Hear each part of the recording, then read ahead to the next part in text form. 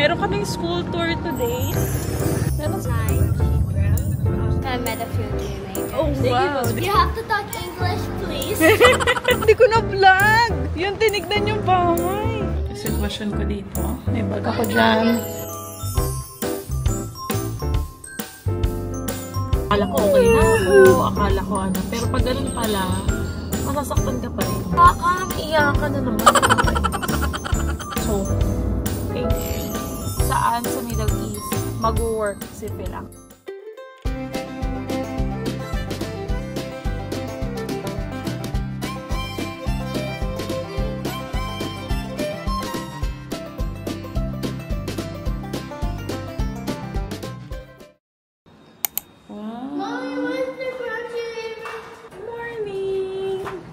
Let's go. Hi, morning. Morning. Yung mga minions ko. Mga makukulit kong bata. Morning. Bye. Bye-bye. Oh, high five daw. Ayaw na. Sinupok siya today. Bye-bye lang daw. Good morning! Meron kaming school tour today para kay Aiden. So, yung last vlog na napanood nyo was about, parang, I think it was, ano ba ni Aiden?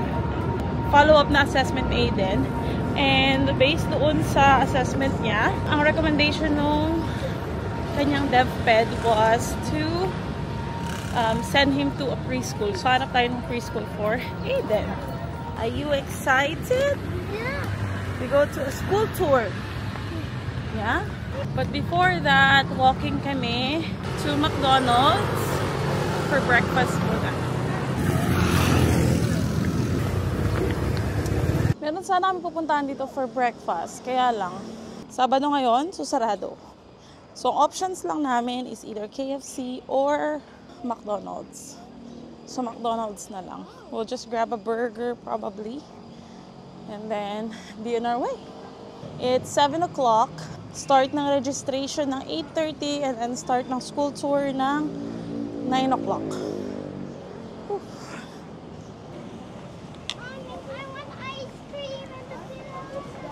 No ice cream. Oh, ice cream is not working. Only burger and juice. Ay, wala pa atang burger. What do you want? Chicken. Chicken and rice? Last night, she dreamt just like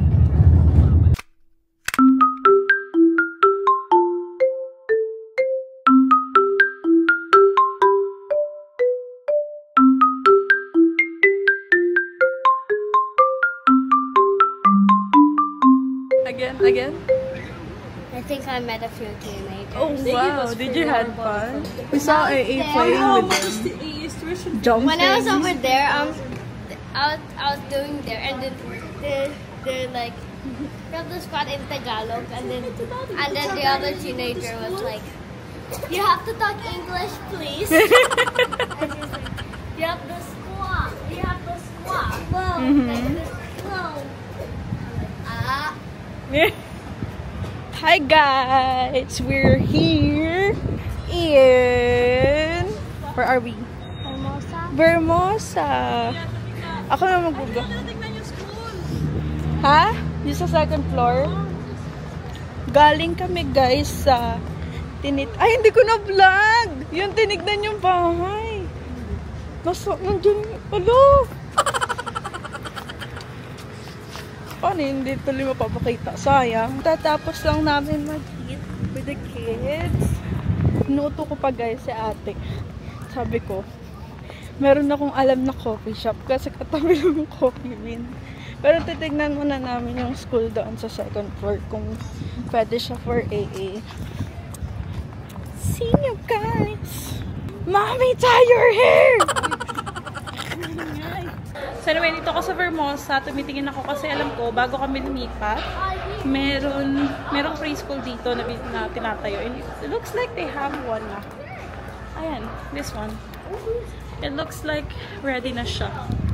Ayan, preschool. Oh my gosh. Oh my gosh. May play area. Oh my God.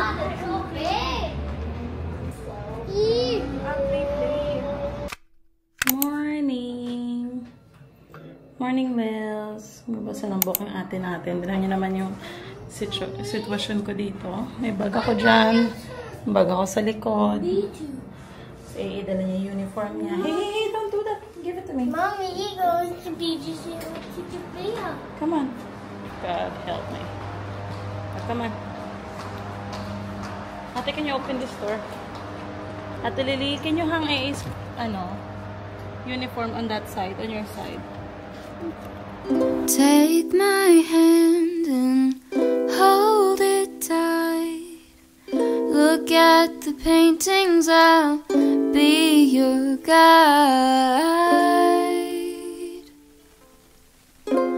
Don't stop looking in my eyes. Are you cold? Do you want to sit down? So medyo palate na tayo today. Try natin si Liling ihabol sa kanyang klase. So we have 10 minutes bago mag-start yung klase niya. Although malapit lang naman yung klase, yung school niya. Parang usually when we drive mga 5 to 7 minutes. Sayang, pinahaba ko pa naman to, kaya lang kasi kailangan to siya alagaan, di ba? So hindi ko siya naibalik sa nails, pa-nailsan. So ano na rin to, one month, mag-1 month na rin siya. Ang haba na. So kasama ko na rin si Aiden, dala na rin namin yung kanyang uniform. Yung bag niya andi dito na. I got my coffee. Maaga pa, mamaya pa yung therapy ni Aiden, pero kasi diba sa Cavite kami, so medyo malayo-layo yung biyahe. And lately si Aiden nagka-car sick, so pagdating namin usually ano pa lang kami Bacoor or Daang Hari, ganyan. Ano na siya, grow up na siya, so kailangan namin, parang feeling ko kailangan namin meron kaming stop na mga 30 minutes, 1 hour na stop para makapagpahinga siya, makakain siya or something na to keep her head off from the drive. So this is a perfect time. Actually matagal nga yung biyahe namin 1 hour lang, pero anong oras pa lang ngayon? Magsa 7. So pag na-drop off namin kay Lily, sabi natin 7 o'clock. Pero kami 3 hours. So mahaba-habang, kahit mahabang break gusto niya, 1 hour and a half, 2 hours carry lang. Basta okay lang siya. Or kung hindi man, kahit 30 minutes na pahinga, and then drive ulit kami, and then maaga kami doon, that way we can sit around sa sasakyan, ganyan. Ha? You wanna catch fish with Teacher Bea? Do you catch fish with Teacher Bea? Wow, that's fun. That must be fun.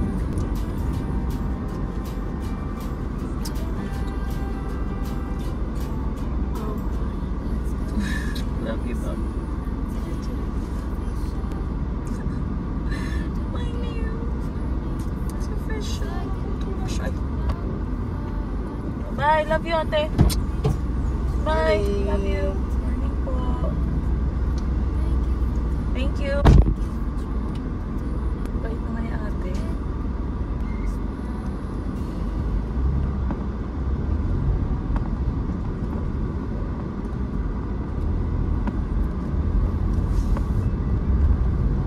And now we are going to head to Teacher Bea. Tsaka ka ng kuko. No. Sad. I will drive. We eat first. May nagagalit dito. We're not there. We are driving. No, Mommy, don't sit with Aiden. Okay, I'm not gonna sit with Aiden. Just, Mommy, eat first. I Ito, don't. you don't want? Where's the dino? Mommy will help you fix your dino. Okay? What's the other one? Shiki bum bum, shiki bum bum, shiki bum bum. Mommy, Angus again? Breakfast time. So hindi kami nakapag-breakfast sa bahay kasi nga hinatid namin si Lily. Usually, natin ko si Lily, iniwan ako sa Aiden kay Sassy. Kasi si Aiden tulog. Kaya lang gising siya kanina, so hindi ko siya pwedeng iwan. So naisip ko, you know what? Hindi ko na lang aagahan masyado yung paghatid kay Lily. Isasakto ko lang. And then, didiretso na kami pa Cavite na Aiden. And so, we're here. And, ang breakfast natin is chicken, egg, and garlic rice. Favorite ko to. Pero, kailangan meron akong tomatoes, ketchup. You want the egg? Yeah. Okay, I'll give you egg. Sure. Yummy. Support ang ketchup. Meron akong stock ng ketchup dito. Mommy, I need egg. Egg. Egg. Egg. Not egg. It's egg. Egg. Ketchup. Suko. Gravy. Ketchup? Then ketchup. Yeah, it's ketchup. I love ketchup. All set. All set. What did you say? All set. All set. Let's go. Where are we going? You're not eating your burger pa eh. Okay, sige na nga. Pagbigyan na nga itong batang itong makulit. Teka, may seatbelt on, ma'am. Ay, sir pala.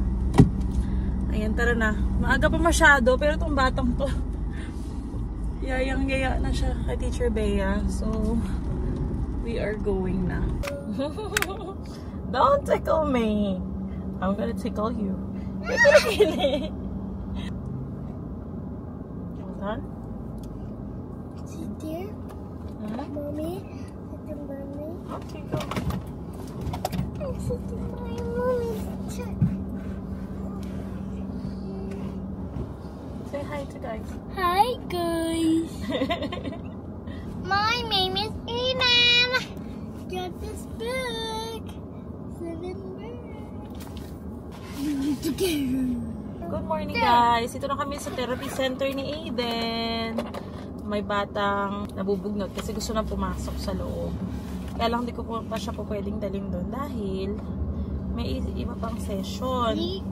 So, may ibang kasama pa si teacher niya sa taas. So, we have to wait. And ayaw nito mag-wait. So, nagdadahilan na lang ako sa kanya. Sabi ko, mag-makeup muna si mommy. Anyway, story time lang tayo. Last weekend, meron kaming pinuntahan na school tour ng mga bata. Kasi si Aiden, gusto ko na siya ipasok sa pre-kinder. That way, ready siya para sa kinder. So, yung last vlog ba namin yun? Na-mention ko doon. Or basta yung last follow-up na assessment ni Aiden. Isa sa mga recommendation is ipasok mo siya for preschool on top of his therapies. So, nag-start na ako humanap ng preschool around here in Cavite since nasa Cavite nga yung OTs niya. That way, pag bumiyahe kami, for example, from therapy to preschool, kung magkakaya ng time, gano'n. So, with Aiden, we went for a school tour. Sinama ko na yun si ate. Dati makikita niyo yung school na pag-i-enrollan ko sana kay Aiden. But, unfortunately, during dun sa parang question, you can ask questions sa panel. I asked if their school is ready para sa mga kids with on the spectrum. Kung ang recommendation naman ng DepEd is they can go, kumbaga are they welcome. Hindi ko na lang i-share yung nangyari dun sa question and answer, but na-hurt ako para kay Aiden. Minessage ko agad yung daddy nila. Kasi sabi ko, akala ko tanggap ko na naman, yung sitwasyon ni Aiden. Akala ko okay na ako, akala ko pero pag ganun pala, masasaktan ka pa rin. Na kahit na alam mo na hindi talaga lahat ng school is for him or handa for kids like him. Pero nakaka pa rin pala. Masasaktan ka pa rin. So, hindi naman na-recommend ng DepEd niya na mag-sped siya. But, yung recommendation sa kanya is pwede na siya mag-preschool, but you have to find pwede naman siya mag-preschool, but you have to find a class na smaller than yung regular big schools. So, I know, igagapang natin to siya from finding a school. Igagapang natin siya from somewhere to find his place. Alam ko yun. But, let's go inside. Wait lang, maybe. But, I think na, nadadala lang ako din sa yung mga little dreams ng ate niya. Kasi isa sa mga dreams ng ate niya is that they would go to the same school. Yun yung gusto ng ate niya. And right now, parang hindi pa pwede na nasa same school sila unless Lily will transfer to a school na may smaller class. Or kumbaga, smaller school. You know, pero si Lily kasi since nasa grade school na siya and she's so smart. And ayoko siyang pigilan or alam mo yun, o dito ka lang kasi nandito yung kapatid mo. You know, I want her to fly, kumbaga. But ayoko siyang mabigatan sa kung naman gagawin niya sa buhay na starting. Medyo na na-hurt ako. I know, ang OA, diba? Pero maintindihan to ng mga nanay na nasa spectrum yung kanilang anak. I guess, hindi maiiwasan na mari-reality check tayo na yung buhay natin is not gonna be the same as what we pictured. At saka, may iyakan na naman. Yun lang. So anyway, na-hurt ako doon. And yung story time ko is not about this. Hindi ko alam kung bakit dito napunta. Pero ang story time was after nung school tour. Pinunta pa rin namin yung school tour kasi sabi ko, parang ayokong maramdaman ni Lily. Kasi kasama namin si Lily. Ayokong maramdaman ni Lily na parang disappointed ako, sad ako. Pero during the school tour, parang nasasad ako for Aiden kasi nakikita ko yung ibang parents excited para sa kids nila. And knowing that Aiden is not gonna be part of that class. Nakaloka, sumama pa rin kasi sa tinuloy pa rin kasi yung tour kahit na gano'n yung sagot.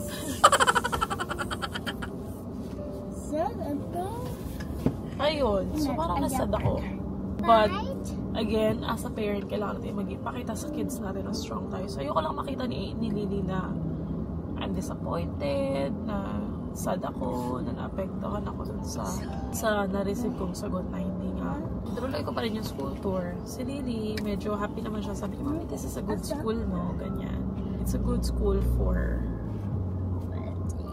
kids that are not on the spectrum. Yun lang yung sad reality doon. So, ayun, hindi ko pa nasasabi kay Lily na hindi pa pwede si Aiden sa school na yun. So anyway, after na school tour, nag-book na ako ng sasakyan kasi hindi ko dala yung sasakyan. So nag-book na ako ng sasakyan. So may parent na lumapit sa akin that is going on that school tour as well. Sabi niya, hey, if you're looking for a school, may recommend ako sa'yo. My son as well is on the spectrum. Parang he was diagnosed since he was 2. And yung anak niya, papasok na, mag-grade 4 na ata. And it's such a, parang yung, alam mo yung breathe of fresh air. Na I love meeting parents na may anak na mas may edad kay Aiden. Kasi parang feeling ko, mas marami na silang napagdaanan. And we're on the same boat. And so, with this journey na kaumpisa pa lang namin, they've been through more. They've been through it. So, they know. If they say you're gonna be okay, then that's yung reality talagang you're gonna be okay. I'm so grateful that she came up to me and she talked to me. So, nung lumapit siya, sabi, if you're looking for a school, ito yung ma-recommend ko sa yung school. Dito nag-aaral yung anak ko. Ngayon, we're doing school tour din. Kasi we're looking on moving, on transferring him to parang bigger class. But, for a few years, dito siya pumapasok. And I'm so happy. Talaga, nag-goosebump talaga ako, mga mi. Kasi, at the moment, during school tour, parang I felt alone. Na parang ako lang yung nasa ganong sitwasyon. At the time, alam ko naman na hindi lang ako, but at the time, parang I felt like ako lang. Mag-isa lang ako. Plus, wala yung daddy nila doon to feel it with me. So, ako lang talaga. Anyway, So, nung lumapit siya, sobrang thank you sa kanya. Thank you for coming up to me. And to be honest, nag-share siya sa akin ng pangalan ng school kung saan ko may papasok sa Aiden. Nag-send din siya sa akin ng link ng therapy center na pinapasukan ng anak niya. Sabi, if you're still looking, ito yung therapy center na pinapasukan ng anak ko. And for me, more than the help, mas na-appreciate ko at talagang hindi niya alam yung impact na na-receive ko when she came up to me and said, hey, I want the same boat. Parang gano'n. Kahit hindi yun yung term na ginamit niya. Parang she made me feel that I'm not alone at the time. So, sobrang hindi ko makakalimutan yun. So, naiiyak ako talaga. So, she added me on Facebook. Actually, sabi niya, add mo ako kasi nga, andyan yung sasakyan. Nilagbook ako, no? Dumating na yung sasakyan. And sabi ko sa kanya, sorry, I have to go. Sabi niya, no, it's fine. Inad ko siya sa Facebook. I-message siya sa akin, pinaiyak pati si Phil kasi kausap ko si Phil na nag-message. Binasa ko kay Phil yung message. And, ayun, umiyak yung tatay nila. Sabi niya, hi, Char, nice to meet you earlier. Here's the therapy center of my son. Here's the therapy center my son goes to. I'll send you more when I can. Tapos, thank you ako. Thank you for coming up to me. It means a lot. Sabi niya, we need to help each other out. Being a mom of a child on the spectrum is hard enough. That's how my son's school is now. Building a community so we can all grow and learn together. I hope you find the right school for your son soon. Ay! Iyak talaga yung tatay nila. Kasi parang, alam yun, may sinabi si Candy Pangilinan dati. Sa mga vlog or interview niya before. Sabi niya, yung mga bata na nasa spectrum, wala silang paki eh. Kung paano ba yun? May isasantabi sila. Yung parang hindi may isasantabi. Alam mo, pag yung hindi sila makasali sa school or sa laro or sa birthday parties, etc. Hindi naman yung bata yung masasaktan eh. Yung nanay. At parang ngayon ko siya nararamdaman. Or during that time. So, thank you. So, para din sa mga nanay na sa sitwasyon natin, if we can all show up for those na makikilala natin, just give them a little bit of help, give them a little bit of, comfort, means a lot. It means a lot. Anyway, tapos na yung story time. Ano ba yung gagawin natin ngayon? So, malapit na. Meron na lang tayong 17 minutes. And so, mga 10 minutes pa, naakyat na kami ni Bunso. Diba, my love? My love? Yeah. I love you. I love you. Mommy, you want to go over? It's open now. It's alright. It's open. So, what do you want? Zoo animals. Zoo You have to ask Mommy. Mommy, zoo animals. You go upstairs now? I love you. I love you. Can Mommy get a kiss, please? Kaya dun guys, share ko itong journey namin ni Aiden. Or as a family. Alam ko na hindi kami nag-iisa. May family member ako na nagsabi sa akin or nag-share sa akin na you should not share it. Na ganito yung sitwasyon ng anak mo. I wanted to be that tiny hope that I could be for kahit sa isang tao lang na makakapanood nito. You're not alone. We're all in this together and everything is going to be fine. I hope everything is gonna be fine. And by the way, this kid asked for this book kahapon. Can you show me what's that? Mercury, Venus, or Mars. How about here? What's this? Mercury, Venus, Earth, Mars, Earth. Is that Earth? Mars. Mars. How about that one? Jupiter, Saturn, Uranus, Neptune. Wow. What's the small one? This one? It's Pluto. Pluto? Pluto. Where is... Can you show me a comet? What? Do you know what a comet looks like? What's the red planet? Mars. Mars. Wow. Come on. Let's see the zoo animals. Hold this. Move on the side. Stay here. Mommy's gonna lock the door. Come on. It's raining. We need to run away. Go, run. It's raining. Come on.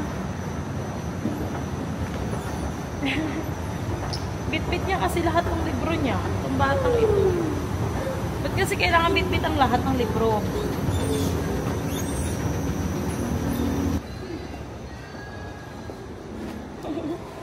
Para namang book salesman yan.